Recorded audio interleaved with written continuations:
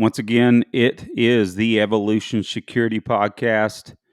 I am excited to be here, as always, with my twin brother, Eric Davis. We're the Tactical Twins. And again, just another time together, we get to hang out and talk important topics that are great for us to learn on and great for our audience to learn from. And that's specifically from great guests like our good friend John Valentine.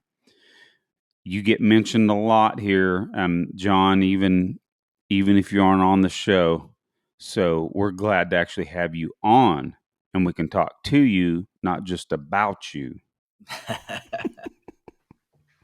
And it's all good stuff, by the way. Usually. Now I know you guys are lying. I was on the fence, but I was like, all right, he said all good stuff. Now I know he's lying. To be honest, again, welcome to the show, John. I don't think we would ever have anything bad to say about you in the first place, John. But what's that again, buddy? I said, I appreciate that, brother. Likewise, man. Thanks. Well, man. maybe that he makes us look bad if we're on the same range. Speaking of which, man, you were kind of dry firing before we came on. Then what are you running there, buddy? So my competition gun is a CZ Shadow 2. Oh my. So yeah, I really dig this, and it was a little bit of a change because I was shooting my Glock 19. I don't know. I've been shooting that thing since 2012, and I just got this over, I think, in November. So it's totally different. It weighs twice as much as a Glock, and it's a single double action trigger. So that was a change. Then I put these lock grips on it to make it even heavier. So yeah, man, this is a pretty dope gun. I really get it closer to the camera. Let's see. So we can see it. Oh yeah. Yeah, so that's looks like that's right. The Shadow is only a decocker model, right? Correct. And yeah. when you were dry firing, I was like, man, that looks like a CZ, but I didn't want to ask until so you gotta just press trigger there and let it roll out. And then I had my buddy Mike Scherhoff. I'm pretty fortunate with this area, like in the Southwest. It's pretty it's a heavily contested area. I mean, like when you ever seen that part in Sicario when he's like, yeah, that you're in the land of wolves now. Mm-hmm. Oh yeah. Especially on the shooting range, man.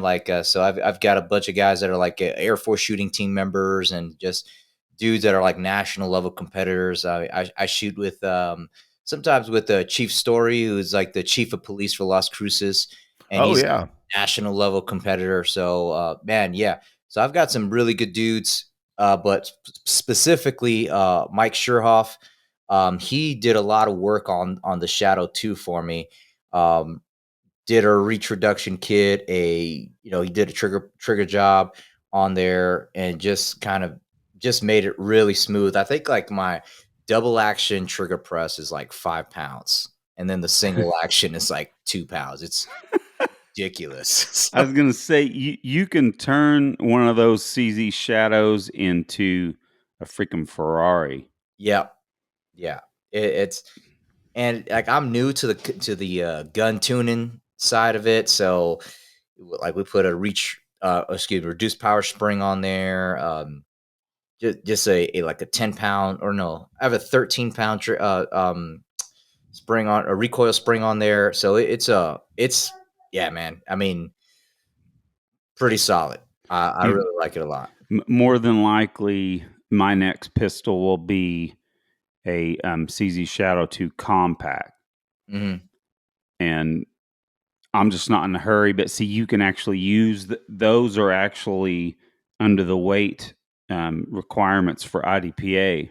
Oh, really? So yeah, that's one of the new things. So now guys can shoot CZ75 Shadows. That'd be awesome. Well, and John, you mentioned some of the guys that you get to shoot with and shoot around. It's awesome when you have folks that, can, you can come up together and or they bring you up or vice versa. Oh yeah. That's great to hear, man. I'm not gonna lie, man. I need more of that in this area, but I got all kinds of guys like Matt Pronka and guys like that are around here, but we just can't seem to get together. And so where I'm at on this side, a lot of the folks, including Matt, is south of Post. So he lives almost an hour away from me, and so southeast, I believe. And so it's just hard to get together. I'm like really, really craving finding some dudes that want to get serious, because I have arranged 15 minutes from the house that is all big boy rules. So Nice. if there's any audience members out there that are in my area, shoot me an email at crew@evosec.org that you want to get together and train. I'm open for training partners. So Just set it hit up, me. man. Yeah, an Evo Sec range day. Oh Yep. yeah. Just put it out there. Yeah, I am going to do that. We're sitting here talking on the air. I bet there's plenty of listeners in this area. And frankly, my jiu-jitsu gym, I've been talking to my instructor. We've been intending to do a hold fast jiu-jitsu shooting day that we just hadn't made happen either. So you know what? I'm going to make that happen as well, because there's some folks there. There's a real competitive USPSA shooter. I won't name his last name, but his name's Mike. If he listens from time to time, he would be an awesome partner with me to AI or assist me in that event. So we're gonna make that happen. Awesome. Enough about that, man. I'm glad we got to talk a little bit of shooting, because we need to actually beef up our shooting discussions lately too. But we love talking about it, all the subjects we do. But I think our audience members are probably craving on some red meat shooting stuff. With that said, John, you are here for a very, very special reason. And, I'm just going to let you say, what do you have coming up here pretty soon? Or I should say, what does the community have coming up here soon? Yeah, so big event for the year is going to be, of course, the second Combatives Association Summit. That's happening September 20th to the 22nd in D'Iberville, Mississippi, right outside of Biloxi. Um, so, man, I'm pretty stoked about it. We've got some like we've had. I didn't think we could like top it for last year, but this year I think is going to be even bigger. Mm. We got a bigger space. We've got now some. I mean, everybody, all the instructors were legitimate in their own right, but as far as like the guys who've been training in the sport, the guys you've been watching on TV, we've got some more of those type of guys coming out. Like we got Mike Sanford, he's going to be teaching. Um, who is just an outstanding martial artist, bare knuckle fighter, MMA fighter, jiu-jitsu black belt, all these things. He's a shooter. He was Craig's jiu-jitsu coach, so that's also pretty badass. And then we've got Alan Belcher, who's going to be also teaching a bare knuckle fighting Wow. technique. So yeah, man. So that's going to be pretty awesome. I love the reason why I think it was so cool to have Alan, come on as an instructor is because we had this dude, Husmar Palhares. I don't know if you guys remember that. Oh yeah. He was just leg locking, Yep. some Brazilian destroyer. Yep. That was just leg locking, just messing everybody up in the UFC. And Alan Belcher just came in as an American, uh, and came and just beat the brakes off of him. So Yep. I I think as remember that fight, man. far as like a transition for, I think for me that's kind of like a real mile marker, right? Or a real capstone as far as Americans really taking the spotlight when it comes to competitive martial arts. Just a guy like that, a guy born and raised American, deep South guy, and just coming and just really, beating up a really good Brazilian like that. So that was cool. Well, if I can say really quick on that note, Man, Paul Harris, I know it's MMA. I know it's a real fight. But man, I mean, he was taking people's knees. Like, I mean, he would. I personally think that it in some cases it might have been unsportsmanlike. And Oh yeah. I would ask the professional fighters out there if I'm wrong on that. I know it's a real fight, or excuse me, it's an MMA fight. But I just thought, man, he could have been a little better about that. What's your thoughts on that? I'll just ask you. Man, a lot of people were scared to fight that guy because Yep.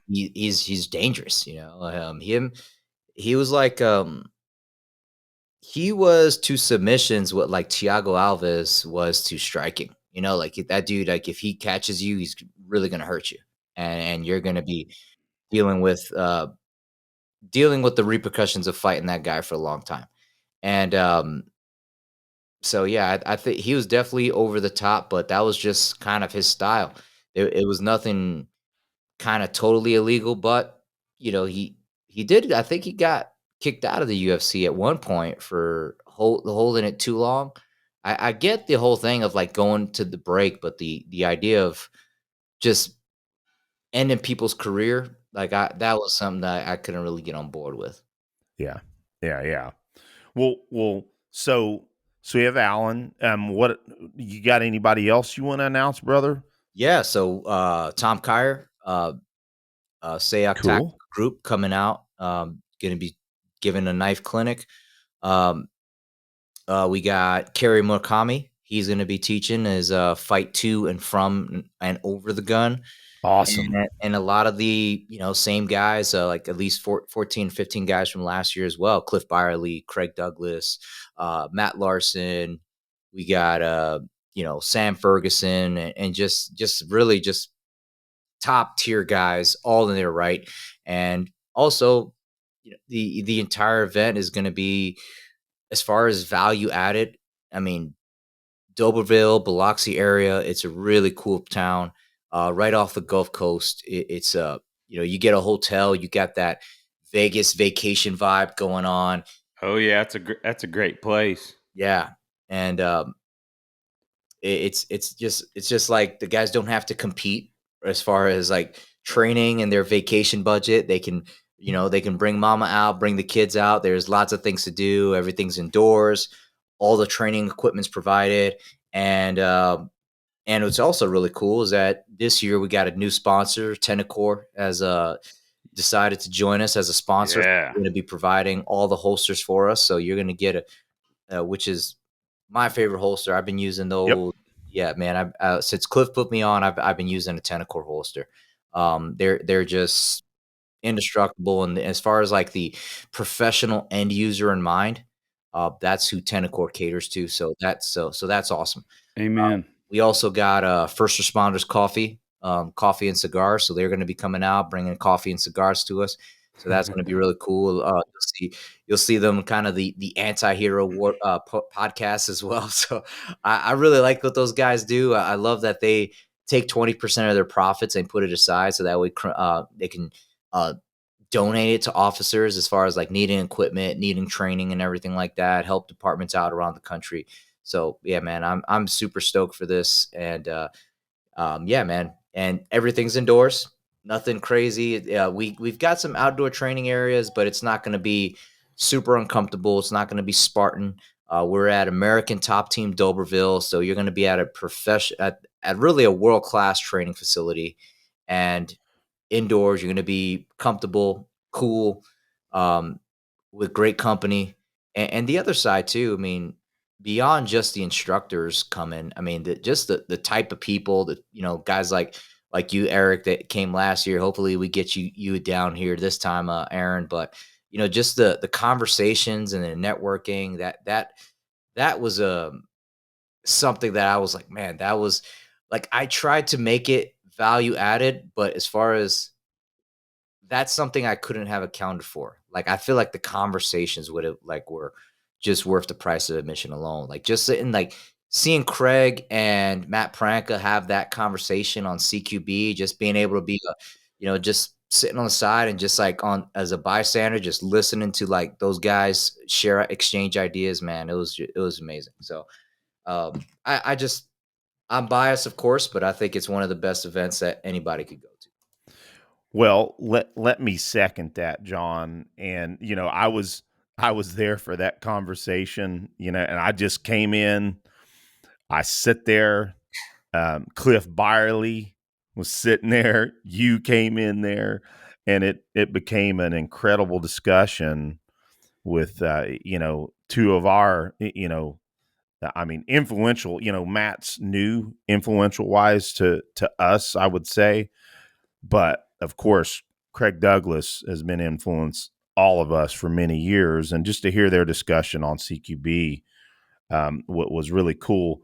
But to your point, and I say this all the time, and I hope it's okay descriptive wise, but our audience members out there most know the levity of TacCon, Rangemaster TacCon. I would argue that that's the biggest event, self-preservation, self-defense, shooting wise, that's out there. That's to my knowledge, and it's an amazing event, friendship, camaraderie wise, conversation wise, all of that you described about the Combatives Summit. But my point by bringing that up is last year was the inaugural event of the Combatives Summit, and it by far in the combatives community is the TacCon of Combatives. And so, yeah, it was amazing, man. I like to think of it as like lifelong memories and lifelong friendships were birthed at that event. Would you agree with that one as well? Yeah. I mean, to measure up to TacCon, man, that's like giant shoes to fill. You know what I mean? It's not like uh what Tom Givens did, having the vision that he had. Without TacCon, there wouldn't be a combative summit. I mean, let's. I mean, it's like to say it's comparable. I can't really do that. I mean, we only had one successful so far, so to say that it's there at that level, I can't really say that just yet. But I mean, I could definitely say that like a lot of the presenters that you would see at AttackOn, they're presenting at the summit, and Yep. but they're also presenting kind of the TacCon is allowing them to let the next foot fall forward, right? Like we're talking about self-defense, we're talking about de-escalation, we're talking about kind of all sides of the spectrum. It just because of the way we're approaching this, it gives us that ability to talk about self-defense in a holistic way. Um, Dealing with the legal side, dealing with the verbal side. How do you deal with the verbal assault? How do you draw on a drawn gun using kind of language as a weapon? How do Mm-hmm. you defend against a knife attack? And all these things that we all know are a part of self defense, but we typically don't have the means to approach it in a lot of times, and also sometimes for the long time, I should say, the market just wasn't really ready for it. We had a lot of real strong personalities and permeating myths that we had to uh, almost experience the failure, so that way we can, all right, this doesn't work, let's look at something else. And then you get a guy, some crazy Mississippi narc out there figuring this out, like, hey, this martial art didn't work the way I thought it was going to work, so let me throw on some motorcycle helmets with some sims and figure this out. You had, Matt Larson, who is demoing the Army combatives techniques, like, yeah, this doesn't work the way my experience as a soldier. So then he started developing, and everything has kind of been building up, right? You had in the 90s, you had the UFC come in, you had the modern army combatives, you had Shivworks developing, all the people that came out of that. You had TacCon develop. So this is kind of just this is really building off all that work, and everything just kind of culminating together. It's not revolution, It's just the next evolution. And really, that's really what it is. We're building off the work of our mentors. I think it's definitely appropriate to always cite your sources, to give credit where it's due. But I also think it's insulting to your mentors to only repurpose their product. Mm-hmm. I think when people dedicate their life to a body of work, what they want to see is people that are truly about the work, take it to the next level. And that's really what the Combative Summit is about.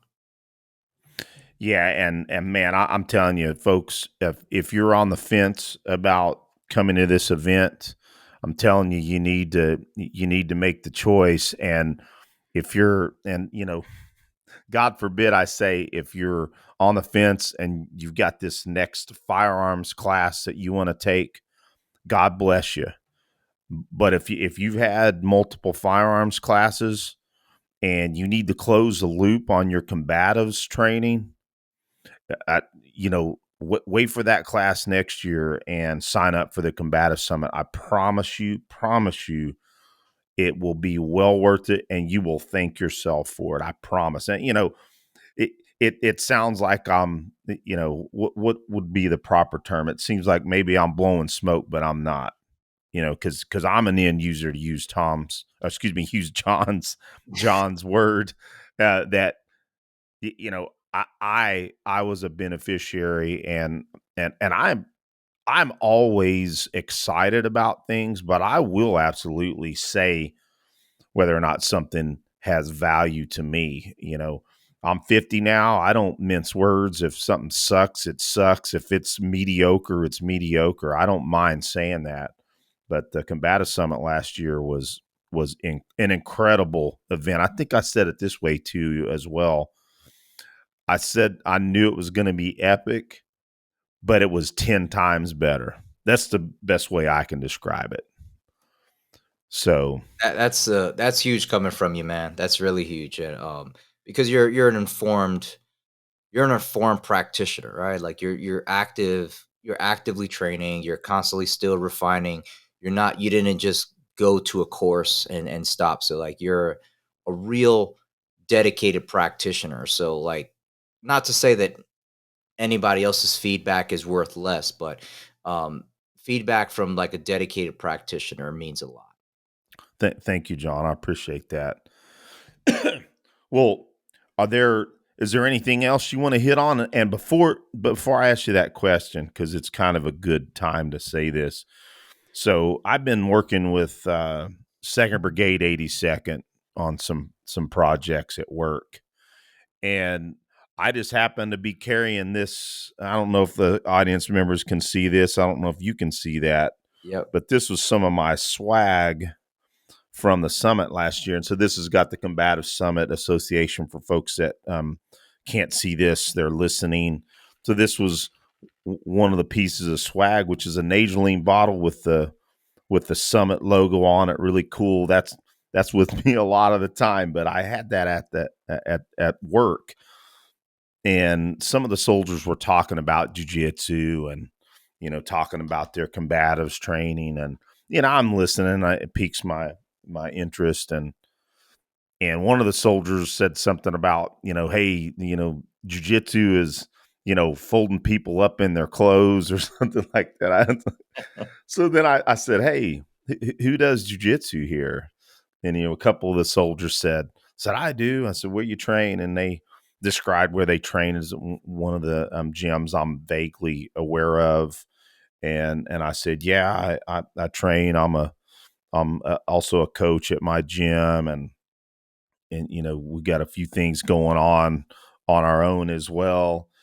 And one of the soldiers, yeah, I saw that. I was going to ask you about that. I saw your bottle, and we started talking, and I said, yeah, I mean, this event, I told them about it, and I said, you guys need to try to make it there, and I told them the website, and both of them looked excited. And so I just wanted to tell you, just that water bottle, you know, piqued at least a couple of possible patrons, and it was just a fun discussion as well. And then I mentioned that one of the folks involved is Matt Larson, and both of them like, oh, we know who he is.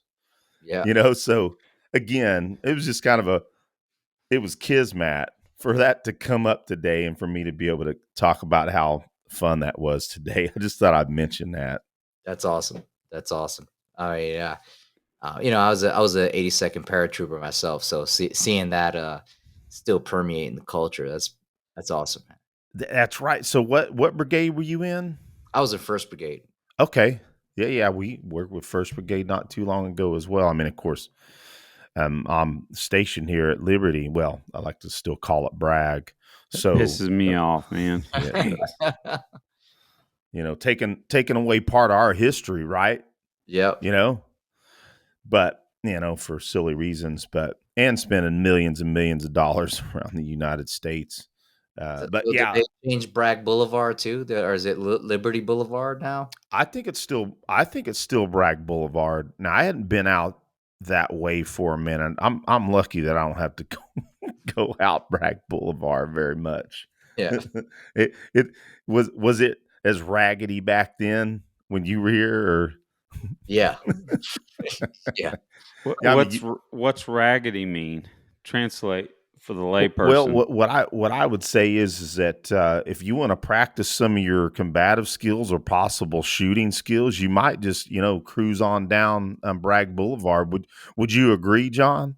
Yep, 100%, man. That or Murchison Road is like, Yeah, and that's like, if like make a left at the Merc, you're like, oh, let me make sure I got my Glock on me real quick. So, yeah. They don't call it Vietnam for no reason. oh yeah, man, bring back memories, dude. Yeah. All joking aside, my wife and I, we love it here. Yeah, I can retire in about 6.5 years to do EvoSec full time with Aaron. But we are trying to stay here to that point, before we, pack our bags and head back to Oklahoma. But we love it North here. Carolina is great, man. I love North Carolina. I mean, I ended up moving back there after I got out the Army for a bit. I was living out in Rayford, so yeah, North Carolina is an awesome place. Yeah, I don't know if we've talked about that, because that's where I live. I live in North Rayford. Oh yeah, I won't say over the air exactly where, but What's your yeah, address? yeah, I'll tell you offline where it's at, buddy. all right. You'll probably know where it's at. But Yeah, yeah, I'm I live in right Rayford. outside the Chicken Road Gate, Yep. right out there. So Yeah, bro, you and I need to have a conversation after this for yeah, certain. Well, cool. Anything else on the summit, John? man, I think Chris Palmer is coming out too. He just hit me up, said he's gonna make it out. He's like, yeah, man, I'm not. He said I don't have much to contribute, but I'm gonna go and ask questions. Like, man, this dude is like, I don't know, he's got like legit, I don't know, like 1,000 high risk entries or something like that. Yep. He's a legit SWAT cop. I mean, man, his presence is gonna be well worth it, and that's kind of the thing, right? Like this is the Pepsi challenge. I reached out to him, reached out to Matt Pranka, reached out to Mike Pannone. Like I want real people that have done real things to come out to this thing and see it and give their honest feedback. Like if you haven't been on the whole tactical side of the internet for a bit, I mean, people know if Matt Pranka comes to your thing and it sucks, there's a lot of risk involved there, man. Oh yeah. He's gonna make sure right? And or his conversations of consequences kind of thing. So that's the first person I reached out to, man. I was like, yeah, I want you to come 100% on me. Check it out. Let me know what you think. Like, you can be as honest as you want. You could be as public as you want. So I want everybody. I want people to take the Pepsi challenge. I'm down. I'm down for it. Well, and of course, That's my job. Matt came on our show after the event, and he, of course, had nothing but great things to say about it. So yeah, that's, if folks don't know who Matt Pronk is, you should by now. Of course, he's only really come out into the community the last couple of years. But yeah, Matt's one of those dudes that have done the real thing and he's also a GM in USPSA, so he freaking knows how to shoot as well. But yeah, again, some, to that point, John, that just, you are humble, but when you go out and reach out to folks that there's consequences if stuff doesn't come out well, then that you knew this was going to be a good product. I'm sure of that. Yeah. With the folks involved, and with the focus, and what the mission statement was, so to speak. Yeah, man, I'm pretty pumped for you, as successful as it's been. Now, I will ask you this. So I'm assuming this is Mike Sanford's gym. Is that true? Yeah, this is Mike's gym. Mike and oh my god. Mike and Alan Belcher. This is their gym. That okay. Yeah. Okay. I didn't realize that was Alan's gym as well. Okay. Very cool. Yeah, and again, we mentioned Craig earlier. Mike Sanford is who gave Craig his black belt not too long ago, and meeting Mike, and he, again, another humble dude. Just, I watched him in many cases, just kind of course, he was participating in a lot of the classes, but there were also times where he would sit and listen, just completely inquisitive. And it was cool just to see him observe and learn and participate, and see what his thoughts were. I'm just such a nice guy too. Yeah, I mean, he was like a lot of people, he had a I'm just gonna say the word prejudice just because I think it's appropriate. When he heard the word combatives, he would think about like kind of just some bullshito or McDojo type stuff. And I one of the things I took away from that weekend, and he was like, "Yeah, man, like this is going to turn combatives into what it's supposed to be when where there's real badass instructors teaching real information that's practical and can actually affect change and be effective for the average person."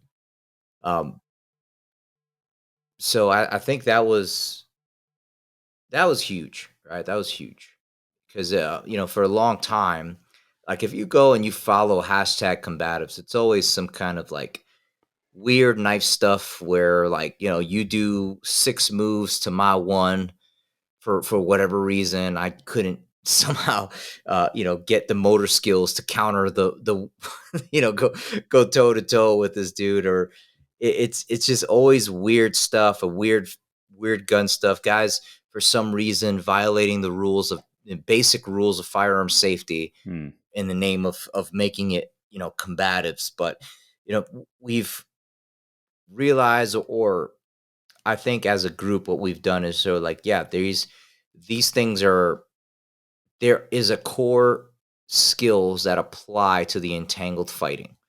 And these are the training methods as far as how to get good at those skill sets. And just because we're calling it one thing or another doesn't mean that we get to violate basic rules of safety or basic fundamentals. We don't get to violate the principles of how to train these things. Um, so having all these guys together, just this is, yeah, man. I'm very happy to be doing something for a group of people, and doing something with a group of people that have done so much for me as far as helping me get this material and understand how to do this, how to teach this stuff. Well, it occurred to me, John, as you were speaking then, that with all of the available information and the filtering that has gone on, and let's just say in the last 10 year five let's start 10 years ago, then 5 years ago, and then even 2 or 3 years, how is it that so many people as quote influencers still get by pushing total bullshit. How is that, do you think? I mean, because it's fair if someone puts their mind to it just a little bit, you can find the approximately, let's just say 50 subject matter experts. Maybe it's 20, maybe it's 25, but let's just say roughly 25 people that this world kind of almost revolves around, or that are the heavy hitting leaders. They're easy to find. Mhm. Why is it that there's still somewhat of a niche market for this legitimate training and legitimate trainers? I know that's almost too many questions, or it's loaded, but I just don't understand how people just still buy the BS, the McDojo stuff, like you said. Yeah, I mean, that's I think people they're I think customers, they don't treat their money with the same respect that someone hiring a employee would. Hmm. And what I mean by that is, like, if you were to hire somebody today, you would look at their knowledge, you would look at their skill, and you would look at their abilities, and you would look at it in a very objective way, right? You wouldn't just have them tell you something very benign or abstract or intangible and just like, oh yeah, man, this guy knows what he's talking about. So, and I want to be respectful here, but at the same time, just use it as a placeholder. For instance, if someone says special operations, like, that is such a broad term, Mm-hmm. but people don't really understand what that means. As a civilian, they really don't know what that means. They think probably someone like a tier 1 Delta guy, that if someone was in special operations, this person, they kicked in doors, they do all the things, and they're a master of the dark arts. And that's not necessarily true. Right. So I think you have to learn a lot to figure out who you're hiring. And I don't think people really have done the time to learn about who they're hiring, Hmm. right? The next thing is that, for the most part, this is America's a very peaceful society, so people don't really suffer the consequences for doing the wrong things very often. Hmm. Right? They don't really go and maybe fail at a self defense situation, or they don't experience kind of legal repercussions or anything like that. I mean, that's just it just doesn't happen very often. Um, Sovereignty of state is great until it's not, right? So just because something's a federal law, and then, like, you get caught up in New Jersey or something like that carrying a pistol, like, you're screwed, dude. So things like that. That's another thing. The other side, I would say, and this is kind of unpopular, but it's true. Some people want to buy the lie. That some people, they just don't believe it's that simple. They really like, oh no, it can't be as simple as do 4 core lifts. It can't be as simple as just continue to show up. It can't be as simple as dry fire 20 minutes a day. It can't be that simple. It actually is. Mm-hmm. It actually is. I like, if you want to save, you guys don't have to spend, $300 to train with me for a day. It's that simple. Go lift, go to jujitsu, dry fire 20 minutes a day. You do that, you'll be fine. But people, they think that some guys coming out and they give them this complexity, science answer, like, oh yeah, this guy, he's got the answer. But most of the part, and you guys have been around long enough to where you guys know what I'm saying is true, that the guys who are teaching it or talking about whatever subject from a complex angle, they're usually novices, or they're usually capable novices, right? They know more than somebody who knows nothing. So it makes it look like, I mean, by comparison, knowing nothing to knowing, that is a lot. It's a huge difference. So I think that's part of it. Why are people waking up and practicing sword fighting right now. Why? Like there was a dude on the Combatives group that was posting up techniques fighting with a spatula. You know, it's like what? You know what I mean? Like, Did you revoke that dude's membership? oh yeah, we gave him the boot real quick, but I'm t- I but remember seeing that. yeah, I was man. like, what the? Yeah. And I, every now, it's very seldom that somebody That's posts something really hilarious. wacky on there. You, you do a good job, and whoever may be helping you with weeding out some of that. So that every now and then I'll see something like, ooh, this person probably doesn't really understand the audience of this group. You Yeah, know, it doesn't happen very often. Every now and then it does, but for the most part, like TPI was pretty well filtered and pretty well policed, I should say, and not as in a dictator sense. Just yeah, yeah, we don't. And I'm not going to speak for you, but my thought process is that John, you and whomever is helping you with the group doesn't want anybody to think that any of the bullshit out there is viable. So, yeah. that's probably why, Yeah, you keep it you pleased. don't endorse spatulas as main defensive implements. Yeah, and it's like it's not even a good thing to do even in a country that has heavy restrictions. It's just it's like, dude, for that, go buy a bag of apples and get a paring knife Yep. and just carry those things. Nobody will question Yep. why you got a paring knife if you got apples with you. You See, got man, that's a good tip. Oh yeah. right, And, like it's not hard. Or put a screwdriver in your pocket. You know what I mean? Like what? screwdrivers have taken out a lot of people. Oh yeah, yeah. Yeah. Add some socket wrenches and such, so you look like you may be ready to work on your motorcycle. You know, in those countries, they usually have a motorcycle. And so, John, I will endorse what you just stated.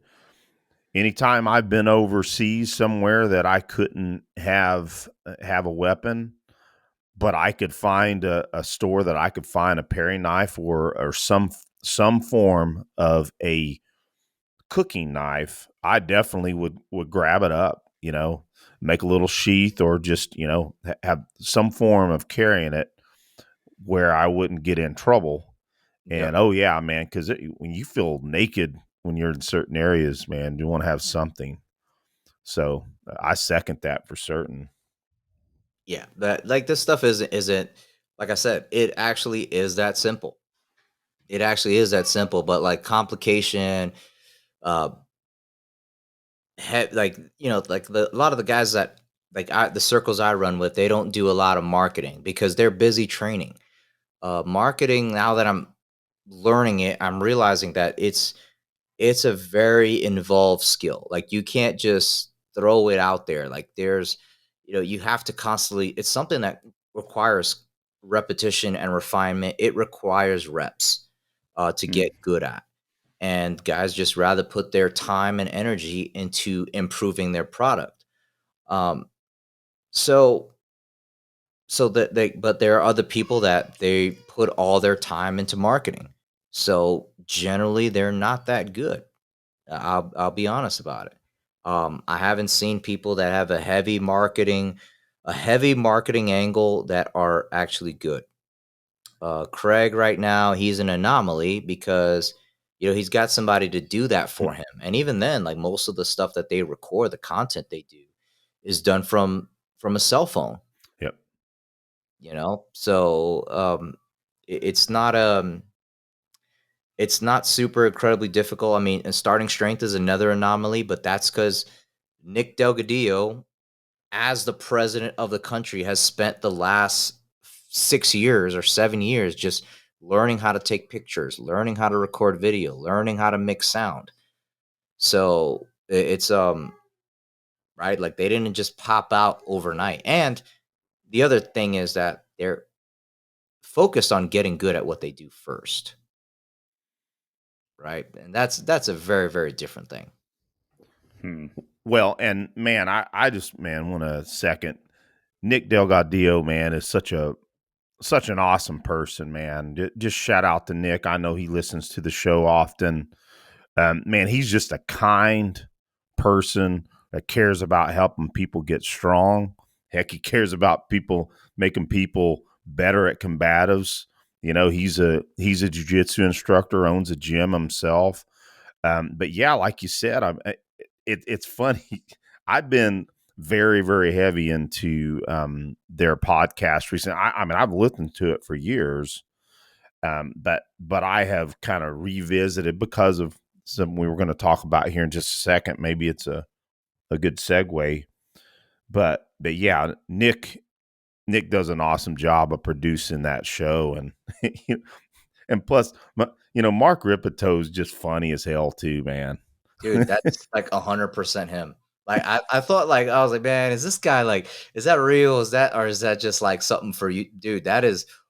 He is exactly the same as he is in on YouTube. It's glorious. It's great. I love it. I had to, so the if you got kids listening, just turn it down for a split second. But one of the things I showed my wife the other day because I was watching a video that mug or those set of titties on it. Yeah, right. I said, my wife, I said, check this mug. And she goes, oh my gosh. He had a booby mug. Yeah. Yeah. And it's on that podcast all the time.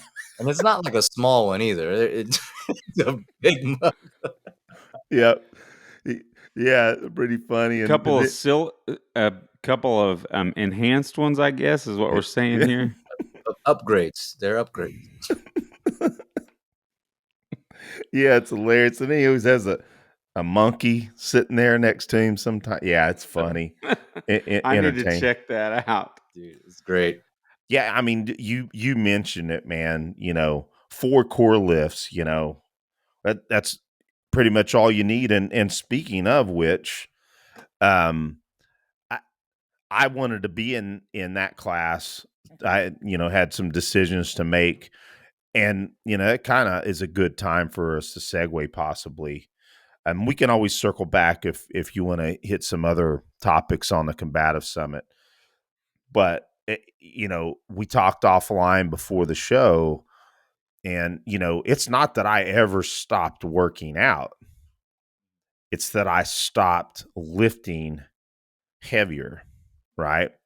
Yeah. I didn't do near as much barbell stuff, and I had a revisit recently after the second injury this year that, I'm just so pissed off at the world, and I talked to my wife, and it was after coaching in the morning, and I couldn't walk 2 hours later. And I'm not gonna lie, I think I might have said this on the air, but I sat down next to my wife, and then I'd already called my boss, and I said, I'm going to be in today. I, tweak my back again. And I sit down there, and I actually came to tears for a split second. And I told my wife, I was like, I may not be able to do jiu-jitsu for a while. If maybe I can't do this shit anymore.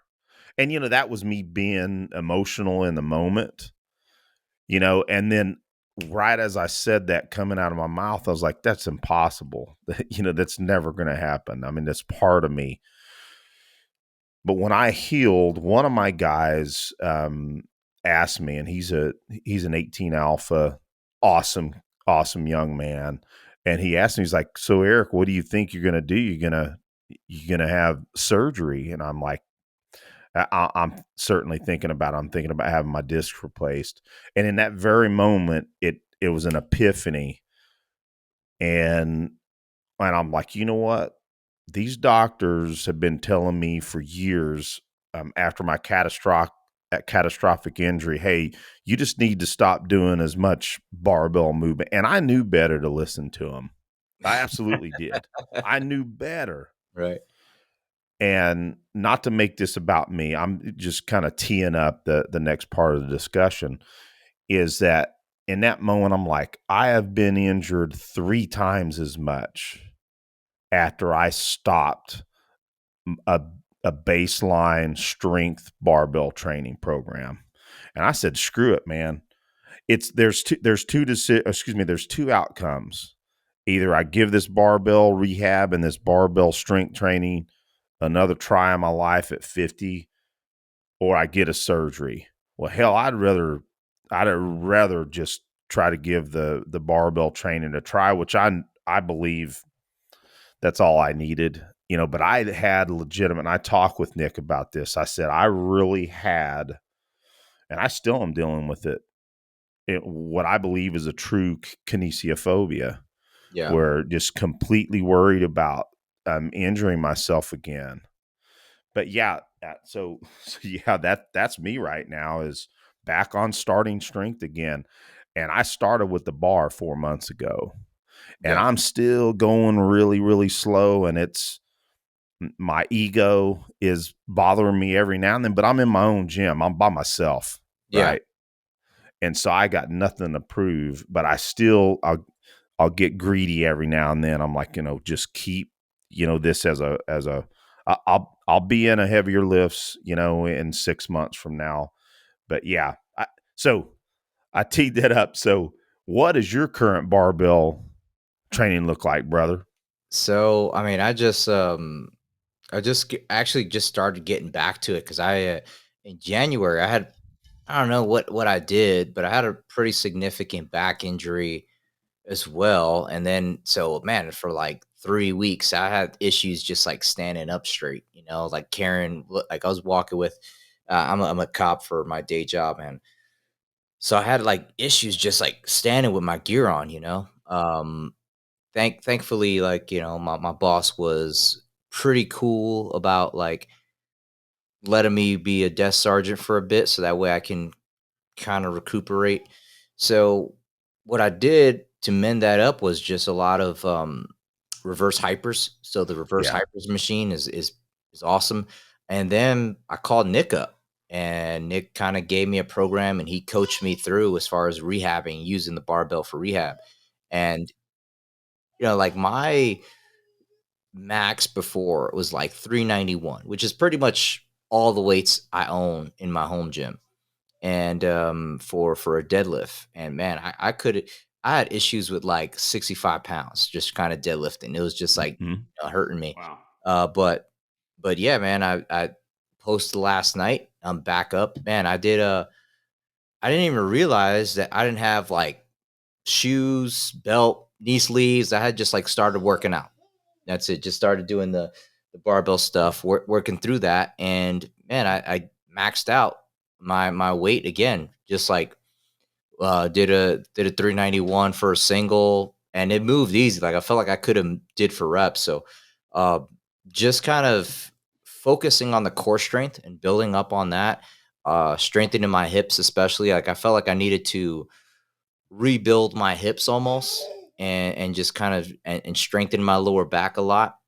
Um, Stretch out my hip flexors, because my Mm-hmm. hip flexors. I mean, jujitsu tends to make, because you're constantly compressed, right? You're, Yep. you're Oh always yeah. you're always bent forward, and kind of in a ball. That's just kind of like how you keep yourself safe. So you've got to work the opposite direction, So that's what I did, a lot of that. Um, and I took some time off from jujitsu just so I can focus I on did too, buddy. regaining my strength, and just regaining that mobility. And what I mean by mobility is I really mean like range of motion under strength, under tension, not just of like, oh, I'm flexible and I've got mobility. No, mobility means range of motion under tension through strength, strong through an entire range of motion. That's what mobility is. And barbell training is like, that's pretty much one of the only things you can do where you can move through a full range of motion completely loaded the entire time. Okay, before we go too far into this, because this is interesting as heck to me, when we say I'm taking a stab at it, when we're talking about the 4 core lifts, Yeah. we're talking deadlift, squat, bench press, and overhead press. Correct. Okay. Yeah, I think that might, for some people that aren't as grounded in this stuff, I think that does help people. I mean, that, like you said, it's that simple, and that can encourage people, because looking at all those, if you, I mean, you can literally grab a set of dumbbells and start with that stuff. Yeah, and I would say that if folks are going to really focus on it, right, Aaron, you absolutely can. What I would say is if that they can start with, but man, if they have the Yes, opportunity get the yeah, bells for sure. yeah, yeah, Get the barbells for sure. and or there's a lot of there's some cheap memberships out there too, That's at true. some of these Globo gyms. So problem is sometimes you're fighting for the squat rack, because boy, when I belonged to a Globo gym, nothing annoyed the hell out of me more than squat day, and I go in there and some assholes freaking doing barbell curls in the squat rack. Like, Huh? bro, there's 2 damn squat racks here and you're doing curls. That's why I have a home gym, man. It's Oh like yeah. Yep. it's like the real thing that people have issues with is enduring the pain of patience. Yep. That's why like simplicity doesn't appeal to a lot of people, because like Mm. that pain of patience of just like, all right, you want a sub-second build drill, or sub 2-second build drill. Okay, cool. You got to do this process. You've got to dry fire the build drill at a 1.6 part time. Just do that, and then continue to try it. Don't just run the build drill, but continue to practice, dry fire it, then continue to run it. And then once a month, give it a shot, and you'll get there. You want to get a black belt in jiu-jitsu. Well, you've got to continue to show up. Like, all right, well, you don't need, like, what are you now? Oh, I'm a white belt. All right. So right now you need to focus on just surviving the role.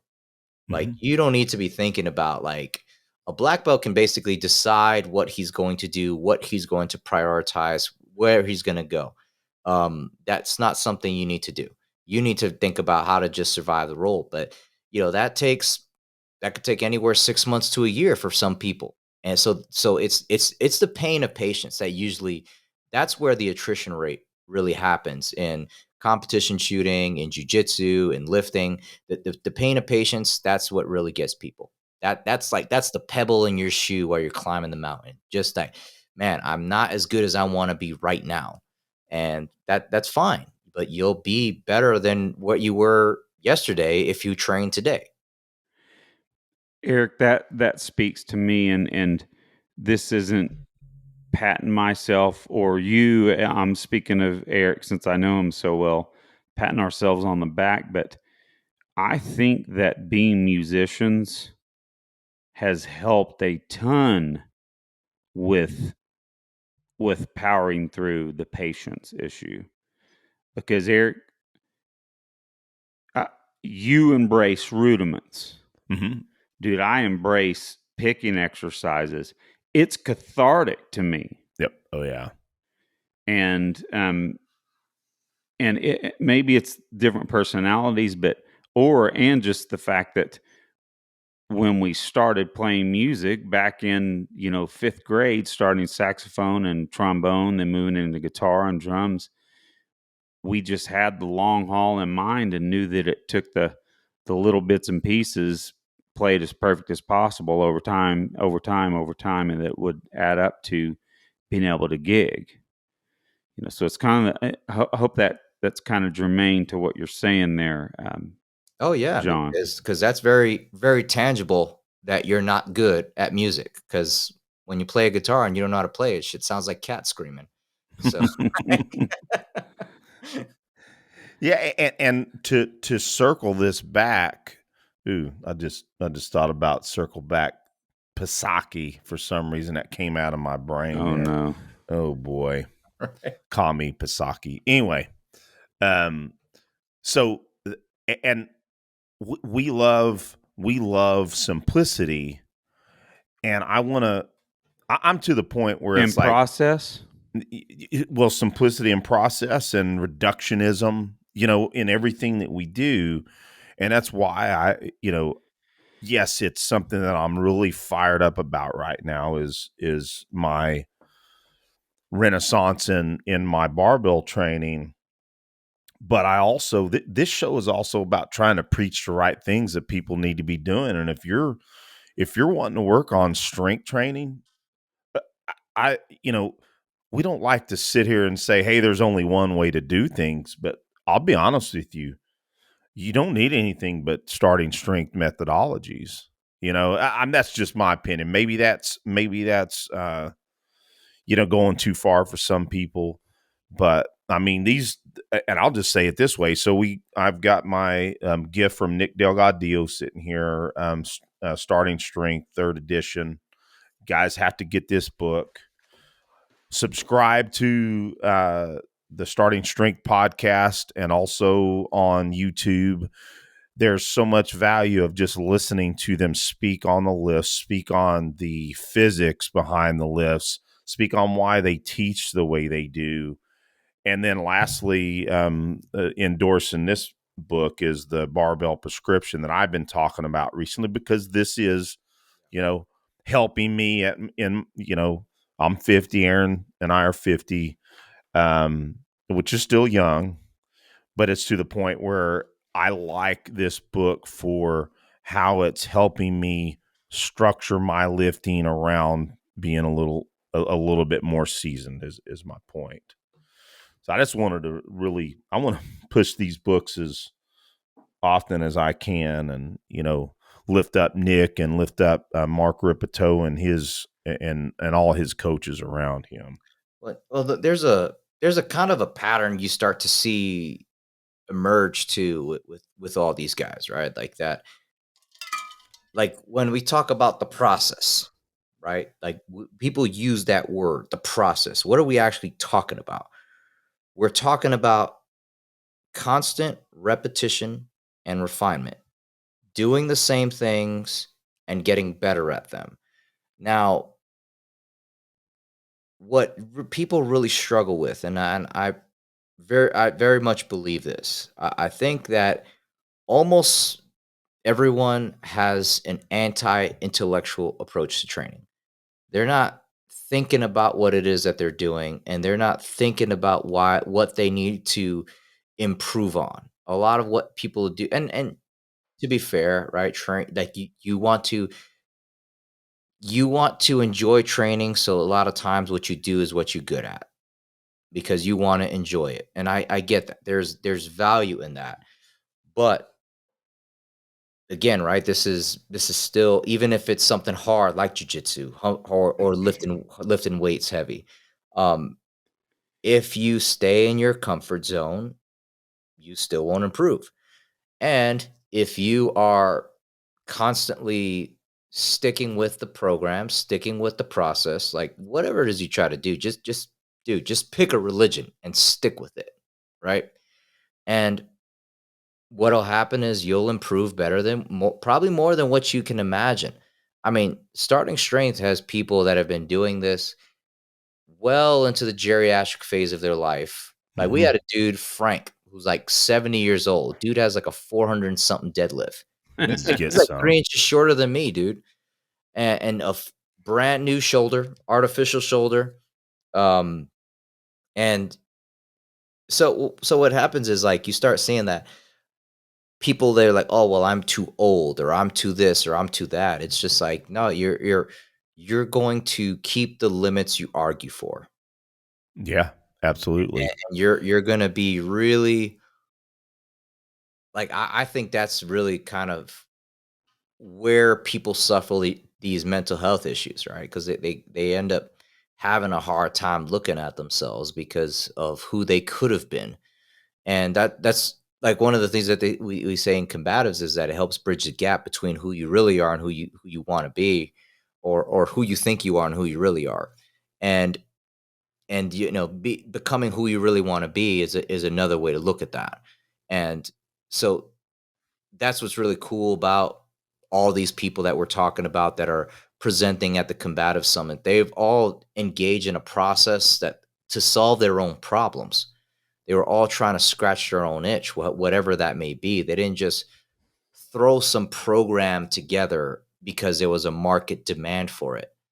It's just that everyone has the same problems, whether they're talking about a self-defense problem, it's a lifting problem, a shooting problem. All these things we started to find the principles in the core skills and training them. And that's what's really like kind of a very cool pattern that I see emerged with everybody.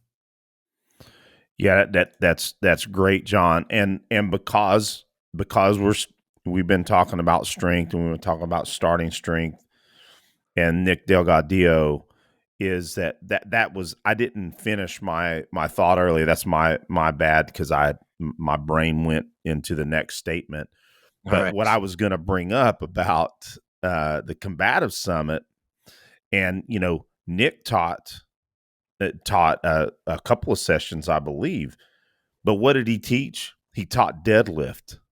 To my knowledge, that's what he taught. And even though I am still, again, that was a lift that I avoided, during, after my major injury. And so I am absolutely learning a starting strength method and still getting better at it. But overall, it's one of the easiest lifts to learn. It's let me be careful about what I'm saying there. There's details that you must have, and again, that's why pushing that book.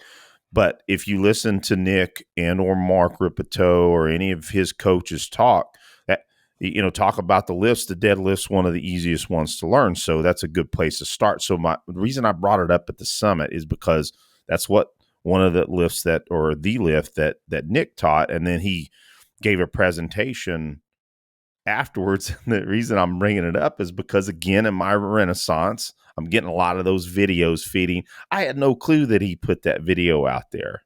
I just missed it. And so I watched that the other night, and it was hilarious. This doesn't really have any bearing on it. But I remember walking through there to go to the bathroom. And I looked in there in the video. I'm peeking in there. I'm like, look at this doofus. It's there was a study it came out too from like a University of Limerick in Ireland that they showed that there was like they'd studied like 1,800 people, and just the deadlift, right? Just the deadlift alone had a significant impact on reduction or depression. Just the Wow. deadlift, I right? believe it, man. Like I know this is goofy, guys, but I literally I know this is funny, but I opened this book, literally just opened it to the deadlift page when you guys started talking about it. there you go. That's weird. Yeah. So to kind of close this discussion, yeah, it's I'm pretty pumped about it. I mentioned the other night I didn't get an expensive belt, but I got a new belt, and I've had my lifting shoes for quite some time, and it's one of those things when I have been lifting in the afternoon because normally I work out in the morning, or if I'm coaching. I have not been coaching recently because of some schedule changes at work, my new boss, but we're working on that. But normally I would work out in the morning anyway. But to really do this program properly, I need more time than I have in the morning. Even if I wake up at 4:30 and I still have to kind of, I want to, hydrate just a little bit and drink a little bit of coffee before I get into my gym at say 5:15. Right. And for me to finish my proper starting strength program, I need a lot longer. I need, an hour and 20, an hour and 30 minutes to do it right.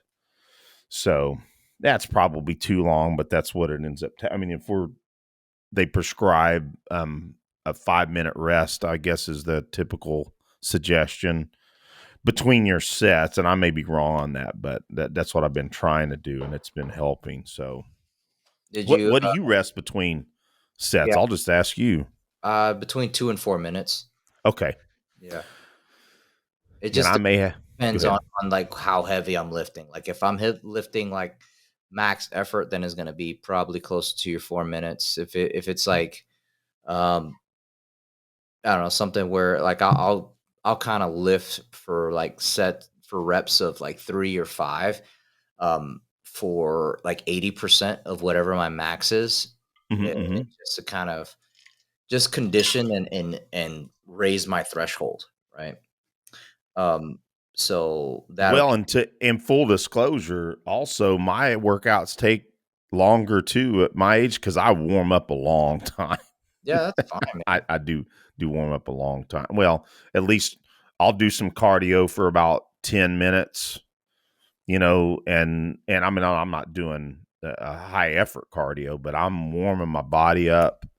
You should And pick up an inertia wave, man. say again, Pick up an inertia wave. what's that, buddy? Educate me. Inertia wave, it's kind of like battle ropes, but they're like I don't know what they're made of. I think they're made of like rubber.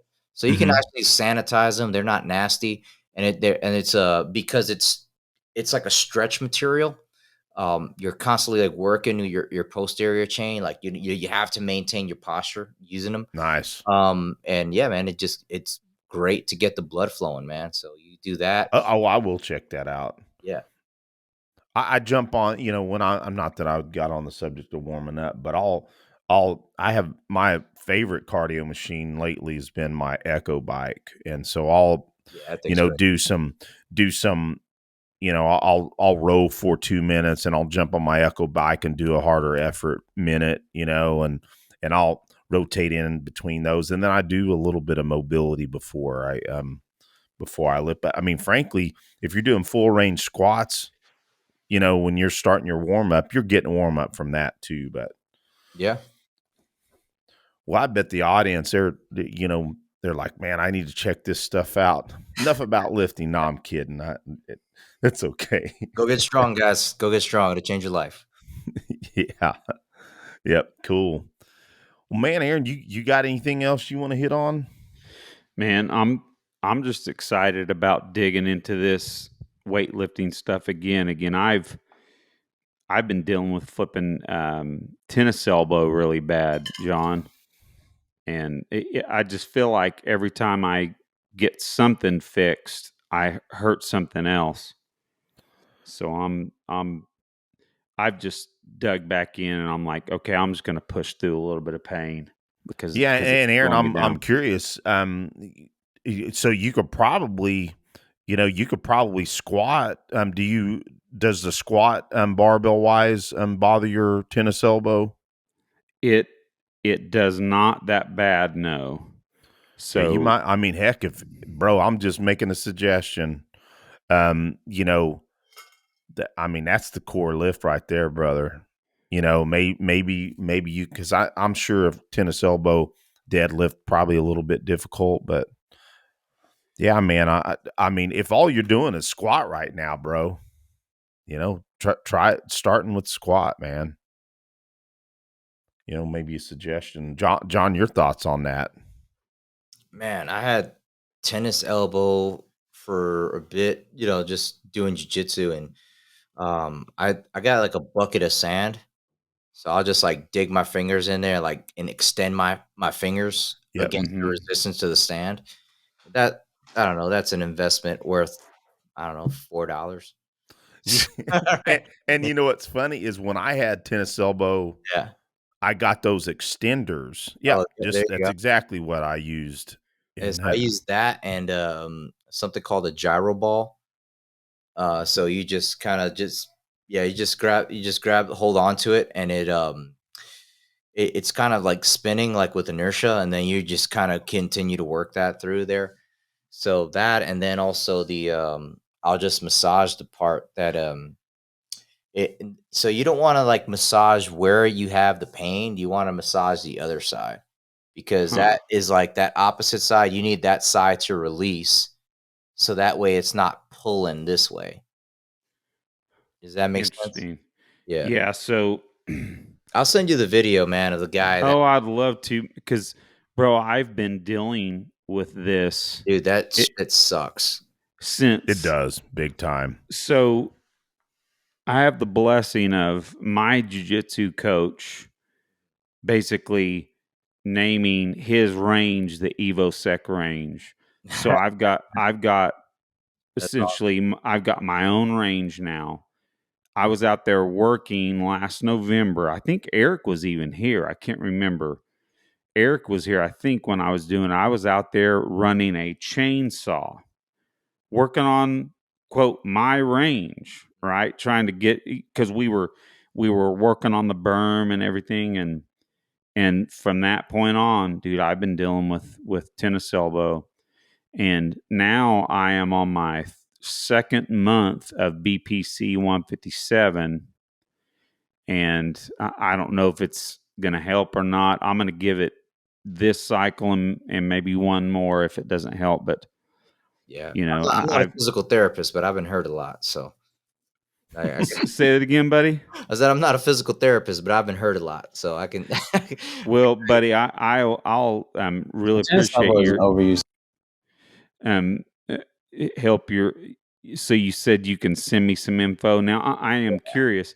How long did you deal with it? Oh man, it felt like at least 6 months to like up to a year.